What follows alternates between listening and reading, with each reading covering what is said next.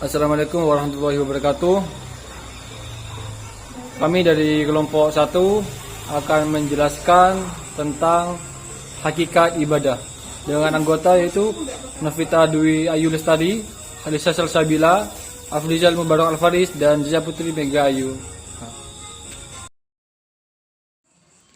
Assalamualaikum warahmatullahi wabarakatuh. Perkenalkan, nama saya Nafita Dwi Ayu Lestari. Di sini saya akan menjelaskan tentang hakikat ibadah.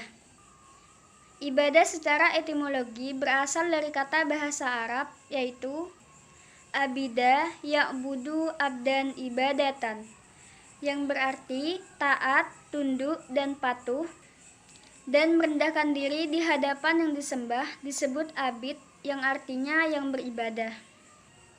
Dalam syariat Islam, ibadah mempunyai 2 unsur, yaitu ketundukan dan kecintaan yang paling dalam kepada Allah Subhanahu wa Ta'ala. Unsur yang tertinggi adalah ketundukan, sedangkan kecintaan merupakan implementasi dari ibadah tersebut. Di samping itu, ibadah juga mengandung unsur kehinaan, yaitu kehinaan yang paling rendah di hadapan Allah Subhanahu wa Ta'ala.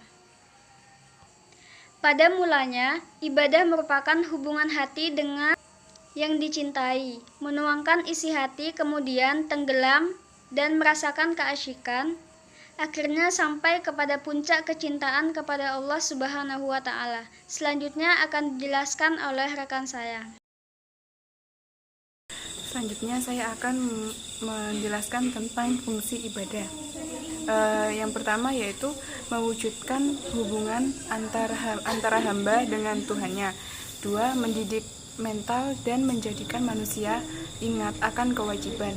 3. Melatih diri untuk berdisiplin. Selanjutnya yaitu hikmah ibadah. Yang pertama, tidak syirik. Kemudian memiliki ketakwaan, terhindar dari kemaksiatan, berjiwa sosial, tidak kikir, terkabul doa-doanya, menambah saudara, memiliki kejujuran, berhati ikhlas, memiliki kedisiplinan, dan sehat jasmani dan rohani. Selanjutnya akan dilanjutkan oleh rekan saya. Selanjutnya yaitu dasar hukum. Ibadah adalah cinta dan ketundukan yang sempurna. Firman Allah Subhanahu wa Ta'ala yang berbunyi, "Dan aku tidak menciptakan jin dan manusia melainkan supaya mereka menyembahku." Al-Quran surah Al-Zariyat. Dan firman yang selanjutnya itu yang berbunyi, "Hai manusia, sembahlah Tuhanmu yang telah menciptakanmu dan orang-orang yang sebelummu, agar kamu bertakwa." Al-Quran surah Al-Baqarah. Dasar ilmu fikih adalah yakni Al-Quran dan As-Sunnah Al-Maqbulah. As-Sunnah Al-Maqbulah artinya sunnah yang dapat diterima. Dalam kajian hadis Sunnah Al-Maqbulah dibagi menjadi 2, hadis sahih dan hadis hasan. Bahwa Rasulullah Sallallahu Alaihi Wasallam pernah bersabda yang berbunyi, "Aku meninggalkan untukmu 2 perkara. Kamu tidak akan tersisa jika berpegang pada keduanya, yakni kitab Allah, Al-Quran, dan sunnah Nabi." Selanjutnya yaitu prinsip-prinsip ibadah. Yang pertama itu ada niat lillahi ta'ala. Yang kedua, ikhlas. Yang ketiga, tidak menggunakan perantara atau wasilah.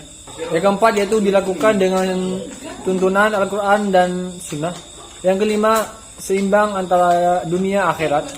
Yang keenam, tidak berlebih-lebihan. Dan yang ketujuh, mudah atau bukan meremehkan, dan meringankan bukan mempersulit. Selanjutnya akan dilanjutkan oleh rekan saya. Macam-macam ibadah ada 7. Yang pertama, ibadah i'tiqadiyah yaitu keyakinan. Yang kedua, ibadah qalbiyah yaitu hati. Yang ketiga, ibadah lafziyah yaitu lisan. Yang keempat, ibadah jasadiyah yaitu badan. Yang kelima, ibadah maliah yaitu harta. Yang keenam, ibadah mahdah yaitu khusus. Yang ketujuh, ibadah gairu mahdah yaitu tentang amalan. Kesimpulannya yaitu ibadah merupakan suatu usaha kita untuk mendekatkan diri kepada Allah. Ibadah dalam Islam itu ada 2 macam, yaitu ibadah mahdah dan ibadah gairu mahdah. Hakikat ibadah itu adalah melaksanakan apa yang Allah cintai dan ridhoi, dengan penuh ketundukan dan perendahan diri kepada Allah. Melalui ibadah atau pengabdian kepada Allah, hidup manusia terkontrol.